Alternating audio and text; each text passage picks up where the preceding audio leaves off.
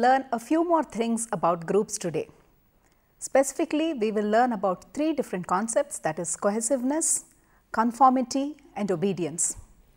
But before we begin with that, there are a couple of things that we need to keep in mind when we are talking about groups. One is group size. Groups could vary in their size anywhere from 2 people, that is a dyad, to a huge group, something like 10,000 people sitting in a stadium at a particular point in time. So, the size of group could vary a lot. But for a group to work towards a specific goal effectively, generally it has been found that somewhere around 5 to 7 people constituting a single group could make an effective group. Similarly, there is one more fact about groups that you need to keep in mind, and this is with respect to the composition of the group. A group could be very diverse, very varied in terms of age, race, ethnic background, the basic difference of men, women. So, these are also factors which influence how people behave in groups. Keeping these in mind, we will look at what cohesiveness is in a group context. What is cohesion? Cohesion means coming together. Cohesion means holding together. So, cohesiveness in groups specifically refers to all those factors or all those features which holds together a particular group of people. It is the degree to which group members are attracted to each other and are motivated to stay within the group. Why are we so interested in understanding cohesiveness in the context of groups? This is because how a group functions depends to a large extent on the degree of cohesiveness in a group. Highly cohesive groups have been found to express much greater solidarity. There is a greater sharing of resources, there is a greater support extended towards each other in cohesive groups. Cohesive groups are also homogeneous. What do we mean when we say cohesive groups are homogeneous? Cohesive groups influence the members to such an extent that to a certain point people think alike, do things alike and look at issues in a similar manner. So, this ensures a homogeneity within the group. There is also a greater goal orientation and achievement orientation in highly cohesive groups. It is also found that highly cohesive groups demonstrate higher levels of morale compared to other groups. Let us take a group of friends. Okay. Now, the teacher has suggested that some topics have to be discussed and prepared on a group basis, and the students should come prepared to the class to discuss it and answer questions, say a couple of days down the line. Now, one group consists of 3 people who hang out together, who go out together, who probably live close by, who go to college together, come back together and share a whole lot of things. The other group consists of 3 people who just have a hello hi kind of a relationship, but who have been now brought together, put together to work on this specific assignment for the first time. Now, what happens? The 3 people who have known each other for long have already reached a certain level of comfort. They know about each other, they know their personal likes and dislikes, they know their styles. So, this is already a group which has been in existence and there is a greater degree of cohesion. So, quickly there is an understanding reached between the group members as to how to go about it. How do we do things? And the task is completed much more effectively, much more quickly and probably in a more resourceful manner. Let's take the case of the second group. What happens? Initially, some time is spent on just trying to figure out who is going to do what, on trying to figure out how to distribute the work, how to go about it. And then some pleasantries are exchanged, mutual information is exchanged, all this takes time. So, this group, the cohesion is far lesser, and all of them probably are going to go back to their own group of friends once this assignment is completed. So, their interaction is also very, very formal and businesslike. Their interaction is restricted only to the assignment on hand. So, the output or the goal achievement in the case of the second group is going to be distinctly different from what the first group could achieve. So, highly cohesive groups are far more goal oriented and task oriented, and they perform far better than non-cohesive groups. Another interesting thing that was found in the case of cohesive groups is when there is competition. Let us say there is another group which is also working on the same topic. Okay? In such cases, what happens? A highly cohesive group demonstrates a sense of competitive spirit, a sense of competition, and the cohesiveness within the group propels the group members to give their best, to do a little more than what they would probably do normally. And so, in the bargain, the presence of competition has actually increased the commitment of the group members. So, whenever there is some sort of competition or whenever there is the presence of an out group, as in let us say there is an entire class and the teacher identifies just 3 or 4 people to do a particular work, and then she says, this is a very important topic and I want you to read it up, be prepared, come and present it in the class. Now, in the entire class, when the teacher has picked up just these 3 people who already happen to be friends, what is happening? This is a highly cohesive group and they see themselves as one unit distinct from the rest of the class. So, the in group consists of these 3 people and the rest of the class becomes the out group, and in such a situation the 3 students would put in far more effort and work far more to do a very good job of presenting the topic to the class as compared to what probably each one would have done if the topic was randomly assigned to one of them along with some others. So, naturally, as psychologists, we would be interested in finding ways and means of making groups more cohesive and more effective.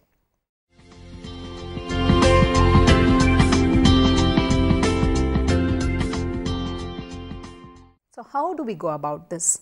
How do we ensure that there is a higher degree of cohesiveness within groups? One way of doing this is to make smaller groups. Smaller groups develop a higher degree of cohesion far faster, and this cohesiveness tends to be maintained far better when the group size is smaller. So, one way of increasing group cohesiveness is to make the group smaller.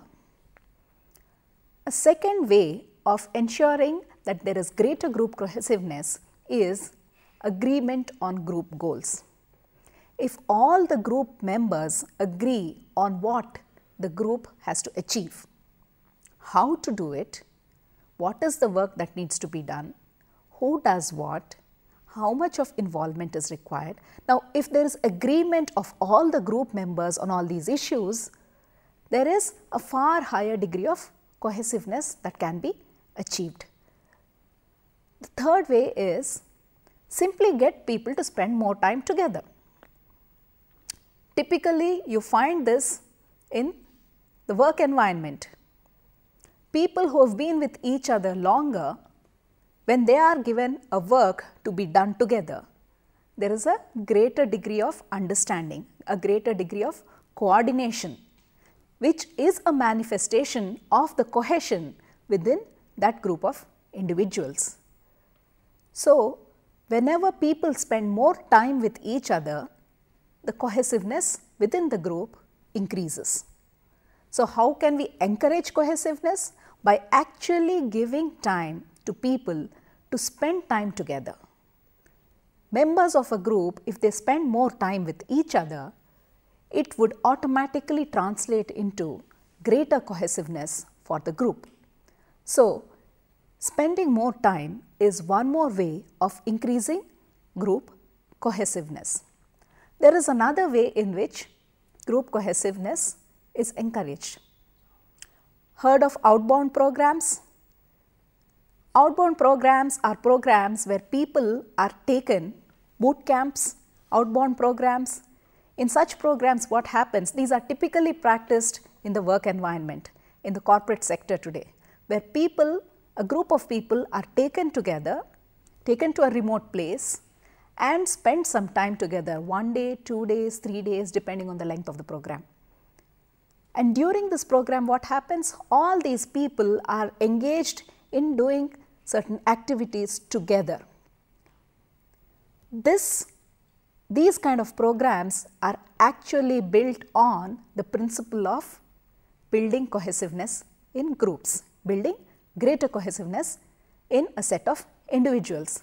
When people are removed, set apart, isolated and made to spend time with each other, in such cases, greater cohesiveness is encouraged between the members, and thereby you have a highly cohesive group.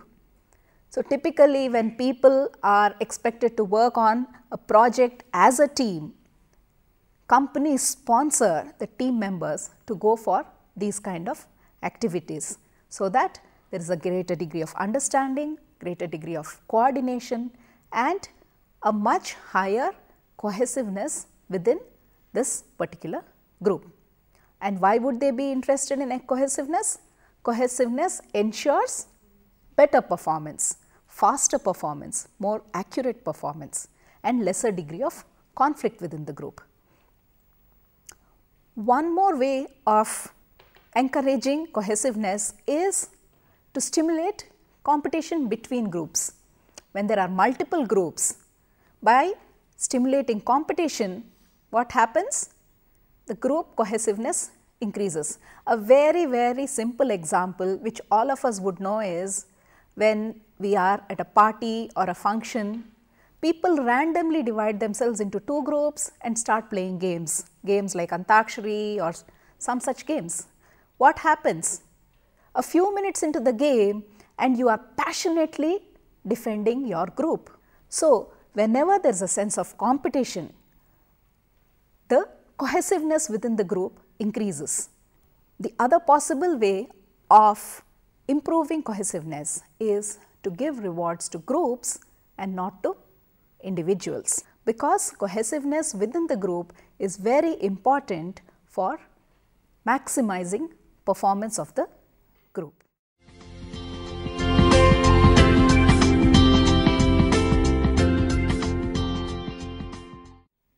We will now look at another topic which is a very important topic with respect to understanding how people behave in groups.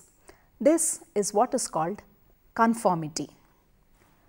Conformity is a type of social influence to match with or to suit the group's behavior, group's expectations and group's norms. This is what conformity is all about. There were several psychologists who were interested in studying how conformity works. Asch was one such psychologist who came up with a series of experiments. He had 2 sets of cards. On one card was a single straight line, a vertical line, say about 6 inches, 5 inches, somewhere around that length. On a second card, so this first card with a single line was what was called the reference card. On a second card, there were 3 lines, okay? 3 lines of varying lengths, 3 vertical lines, each named A, B or C of varying lengths. Suppose the first card has a line of length 6 inches. The second card would have A of 6 inches, B of 8 inches and C probably of 5 inches or 4 inches. In this experiment, what Asch did was he got groups of 8 people together. 8 people sitting together around a table facing each other. What happens when people are sitting in a circular formation? Every person is visible to every other person. There is a face-to-face contact between all the members of the group. Now, the instructions were very simple.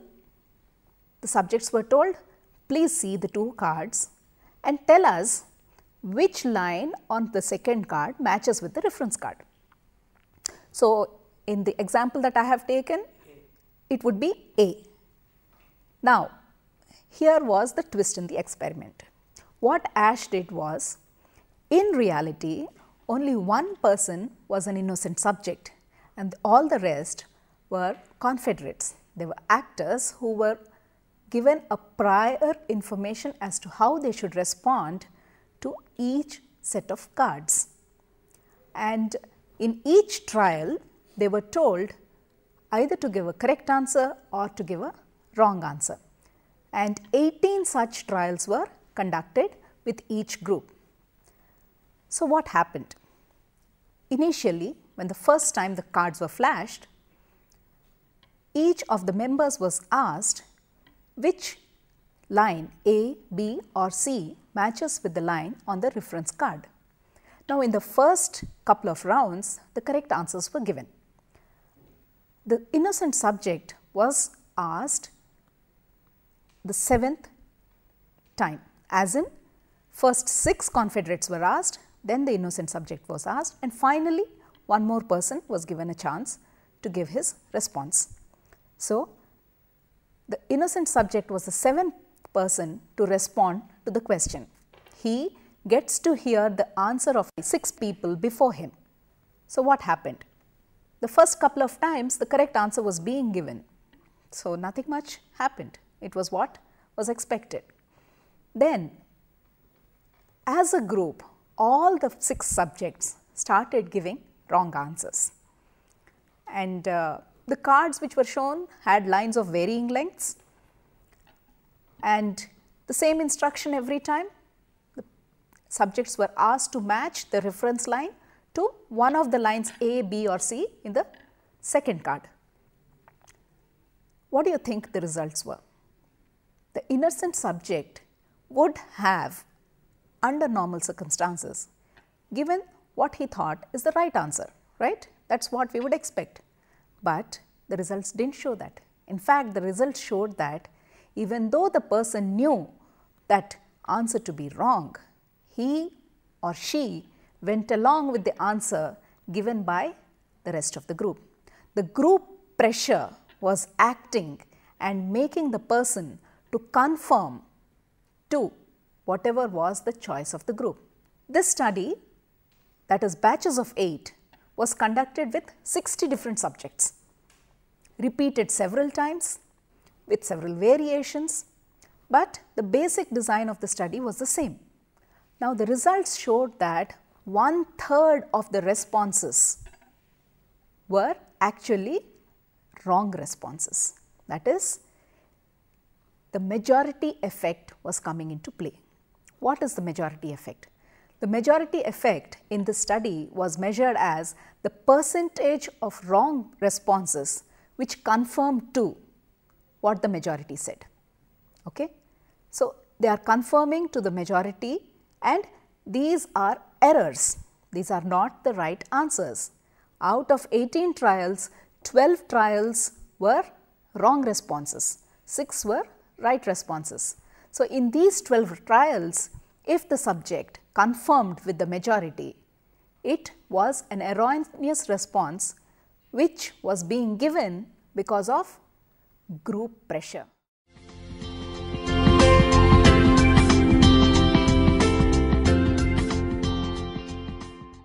This was in turn contrasted, compared with another group, the control group, where there were no instructions, and in the control group there were almost no errors. It was the correct answer being given every time.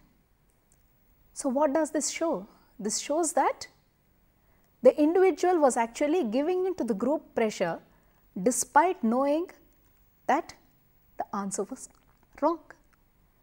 Now, subsequently, there was another variation that was done to this test. One confederate was told to give a different answer. Let us say the reference card has a line of 6 centimeters and the other card has 3 lines A, B, C. B is 6, A is 4, C is 8. Now, from the first subject to the 6th subject, or from the first subject to the 5th subject, they say the matching line is A, which is 4 centimeters. The 5th subject, however, says no, it is C, the line measuring 8 centimeters. So, there is one person who is going against what the majority is saying. In such an instance, what they found was the innocent subject gave correct answer rather than giving into the group pressure. What did this demonstrate? Even when there was a single person who was going against the majority, in such cases also the degree of conformity drastically decreased, drastically went down. There was another variation that was done to the experiment, where people were asked to write down their choices. They were not told to spell it out aloud. They were told to write down their choices. What happens when you write down your answer? The people around you would not know what you are writing. So, you do not know what the first person is writing, second person is writing, or the 8th person is writing. You only give your answer based on your own judgment. In such cases also, there was no conformity displayed. When you watch all those TV shows where whoever is sitting on the chair does not know the answer and the majority choice is taken, what happens there? Though I do not know the answer, the minute the majority says C is the answer, I will go ahead with that answer. Does that mean that I have suddenly realized that C is the correct answer? No, because the majority has said that, the factors of group pressure are coming into play, conformity is coming into play, and I would like to go along with the group. I would like to conform with the group. Since all these people are interested in the same show, all these people are participating in the same show, and all these people have voiced an opinion, it should be right. It is probably right. So, I will go along with it. The other thing that was noted during these experiments was when there was a large variation in terms of the length of the line. Let us say one is 2 centimeters, the other is 3 centimeters, and the third is 8 centimeters. The reference card contains 8 centimeters. So, if someone says A or B is the right answer, the deviation from truth is much larger. So, when this kind of a deviation was there, the degree of independence, the degree to which the innocent subject was emphasizing and demonstrating his answer which is away from the majority effect, that was far more. So, when there was a greater deviation from truth, conformity went down. But when the graying was greater, when the clarity was less, in such cases there was a far greater degree of conformity being demonstrated in the group context.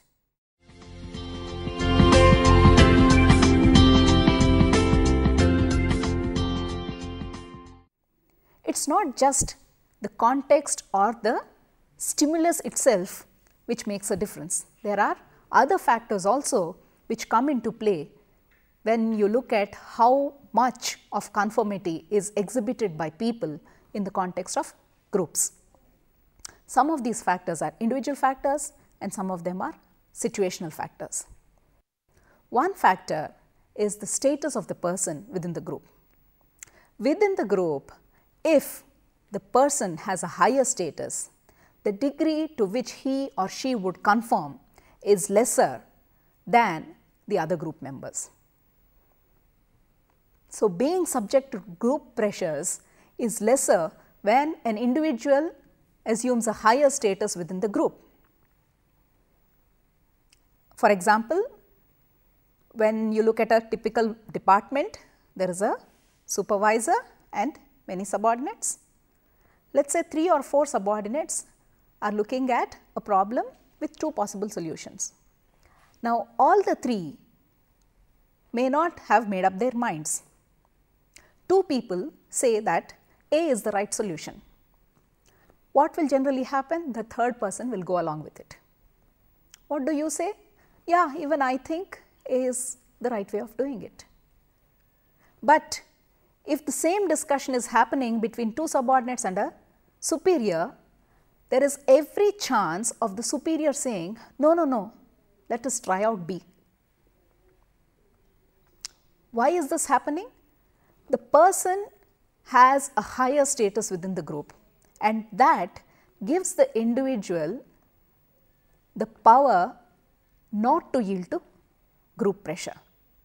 So, conformity goes down when the status differs within the group. Similarly, one more interesting finding that research has shown is that women in general tend to conform more to whatever the group says compared to men. There is a gender difference that has been seen in terms of conformity in the group context. Women in general tend to conform more, tend to fall in line more than men have demonstrated. Then there is something else called injunctive norms. Tell me, as a student, you study for the whole year, take an exam at the end of the year. During the exams, when you are expected to learn things, go and write your answers to a question paper, would you carry your books inside? Would you carry slips inside? Would it be tolerated if you do like that? No. So, this is how an injunctive norm works. An injunctive norm ensures conformity to the norm. There are also some other interesting norms called the situational norms.